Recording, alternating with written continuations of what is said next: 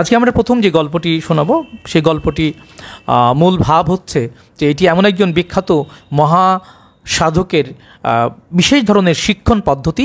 তিনি তার শিষ্যদেরকে নানাভাবে আধ্যাত্মিক শিক্ষা দান করেছেন এবং এই শিক্ষার মধ্য দিয়ে সকল কালের সকল ধরনের আধ্যাত্মিক মানুষ তারা কোনো না কোনোভাবে উপকৃত হবেন।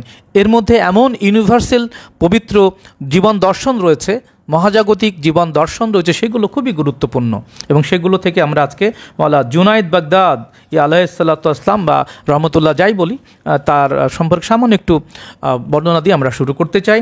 তার প্রকৃত নাম হচ্ছে আবুল কাশিম ইবনে মোহাম্মদ আল জুনায়েদ বাগদাদি রহমতুল্লাহ। তাকে সবাই আধ্যাত্মিক জগতে চিনবেন এবং তিনি 210 হিজরি থেকে 220 হিজরির মধ্যে জন্মগ্রহণ করেছিলেন।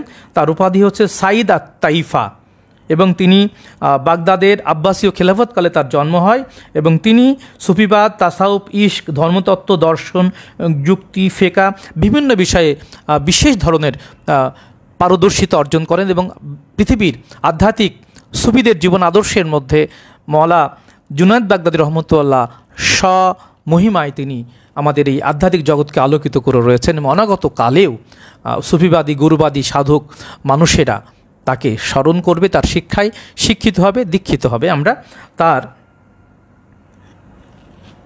দুইটি অন্তত শিক্ষণীয় খুব সংক্ষিপ্ত গল্প আপনাদের সামনে শোনাতে চাই এবং এটি এই জন্য যেগুলো আমাদের জীবনে সকল সময়ই এই মহামানবের জীবন ঘনিষ্ঠ আত্মোপলব্ধিগুলো আমাদেরকে পথ দেখাবে যখন আমরা পথভ্রষ্ট হয়ে যেতে চাইব। প্রথমত গল্পটির মূল সারাংশ আমি পরে বলছি। সেটি এরকম যে একদিন মাওলানা জুনায়েদ বাগদাদি রহমতুল্লাহ তার এক শিষ্যকে নিয়ে একটি বাজারের পথে হাঁটছিলেন। ওই পথেই সাধারণত তিনি যাতায়াত করেন এবং সাধকেরা, আমি আমার মাওলানা সদরুদ্দিন আহমদ চিশতি আলাইহিসসালামের কোরআনের একটা ব্যাগ থাকতো, আমি সেটা নিয়ে আমিও তার পিছনে পিছনে অনেক পথ হেঁটেছি এবং তিনি হাঁটতে হাঁটতে নানাভাবে শিক্ষা দিতেন। এটি সুফি সাধকদের, মহামানবদের একটি বিশেষ ধরনের শিক্ষণ পদ্ধতি বলা যায়। তো সেই রকমভাবেই একদিন জুনায়েদ বাগদাদি রহমতুল্লাহ তার এক শিষ্যকে নিয়ে তিনি একটি বাজারের পথ ধরে হাঁটছিলেন।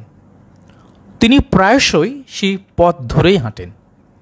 এই সময় তিনি তার এক শিষ্যকে বললেন যে তোমার শিক্ষা দীক্ষার কী অবস্থা? তো তিনি বললেন মাওলানা আপনি ভালো জানেন। এই সময় দেখা গেল যে একটি গরুকে বেঁধে নিয়ে একজন গরুর মালিক হয়তোবা বিক্রি করতে যাচ্ছেন। তো গরুর সামনে সামনে যাচ্ছে গরুর মালিক আর পেছনে পেছনে গরুটি গলায় যেহেতু দড়ি বাঁধা টেনে নিয়ে যাচ্ছে। তখন মাওলানা জুনায়েদ বাগদাদি রহমতুল্লাহ তার শিষ্যকে বললেন যে বলো তো দেখি, আমি এই লোকটি এবং গরুটির মধ্য দিয়ে তোমাকে একটি চরম শিক্ষা দিতে চাই। এবং বলল যে তুমি কিছু বুঝতে পারছো? তো শিষ্যর মনে একটু কৌতূহল তৈরি হলো এবং তিনি বললেন যে এখান থেকে আমরা কি শিক্ষা নিতে পারি, আপনি আমাকে কি দয়া করে একটু পরিষ্কার করে বলবেন? তখন মাওলানা জুনায়েদ বাগদাদি রহমতুল্লাহ তার শিষ্যকে বললেন বলো তো এখন কে কার মালিক?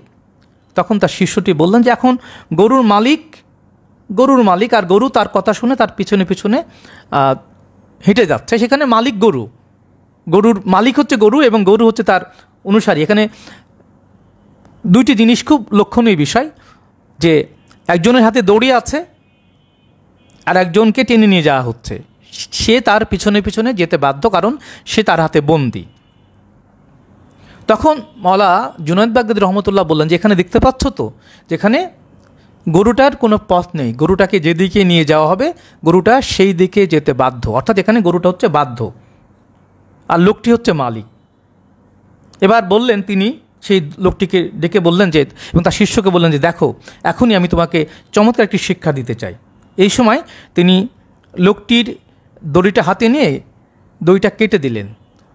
মুহূর্তের মধ্যে সেই গরুটি উল্টো দিকে দৌড় শুরু করলো এবং যে কিনা কিছুক্ষণ আগেই তার মালিকের পিছনে পিছনে সভ্যভাবে হেঁটে যাচ্ছিল, তখন সেই উল্টো দিকে দৌড় শুরু করলো এবং মালিকটা সেই গরুর পিছনে পিছনে ছুটতে লাগলো। এবং দীর্ঘক্ষণ এটি দেখে গরুর মালিকটি তো খুবই বিস্মিত হলো যে এটি কী ধরনের শিক্ষা দিলেন তিনি। তখন লোকটি গরুর পিছনে ছুটতে লাগলো। তখন জুনায়েদ বাগদাদি রহমতুল্লাহ তার শিষ্যকে বললেন এখন কি বুঝতে পারছো কে মালিক এবং কিছুক্ষণ আগে কে মালিক ছিল?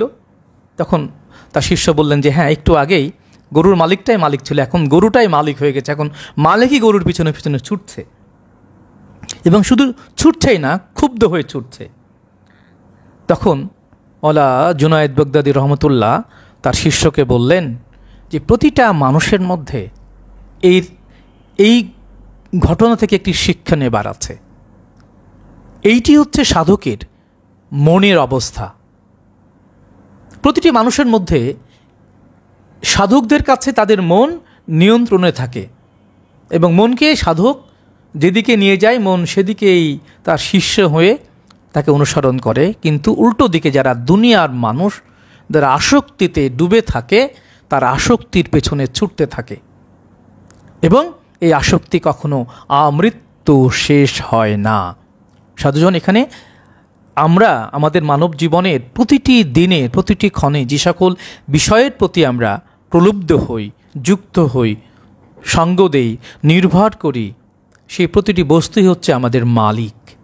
যদি আমরা সেই বস্তুর হাত থেকে নিজেকে মুক্ত করতে চাই, তাহলে বাঁধনটা কেটে দিলে আমরা যখন রবের দিকে আমাদের যাত্রা শুরু করব, তখন সেই বস্তু আমাদের পেছনে পেছনে ছুটতে থাকবে।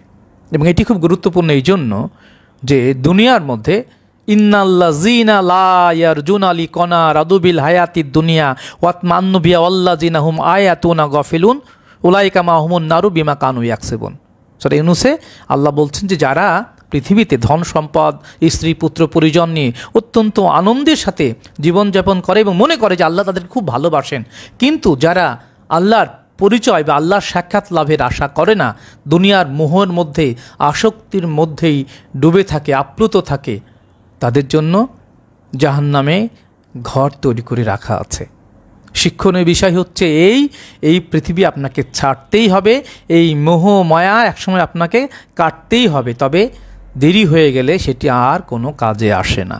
সুতরাং পৃথিবীতে যিনি আমাদের সৃষ্টি করেছেন, যিনি আমাদের এই পরম পবিত্র মহামানবিক জীবন আদর্শের আলোয় আমাদের একজন কামেল মুর্শেদ দান করেছেন, যার শিক্ষায় দীক্ষায় আমরা সত্য সুপথের মধ্যে আমাদের জীবনকে এগিয়ে নিয়ে চলেছি, এই সৌভাগ্যের মধ্য থেকে যে যতটুকু পারি, যত দ্রুত পারি, যদি আমরা পৃথিবীর আসক্তি থেকে মুক্ত হয়ে আমাদের মনকে যদি আমরা আমাদের অনুগামী করতে পারি এবং আমরা যদি আমাদের মুর্শেদের নেতৃত্বে আমাদের জীবনকে এগিয়ে নিয়ে চলতে পারি, তাহলে আমাদের জীবন সফল হতে পারে।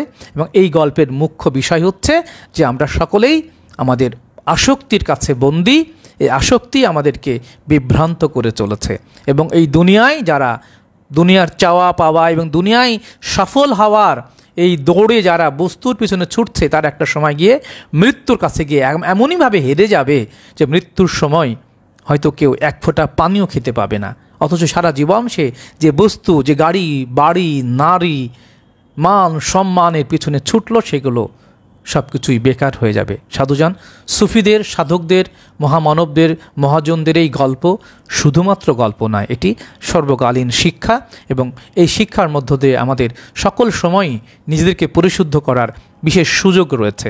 আমরা যেন কেউ সুযোগ হাতছাড়া না করি।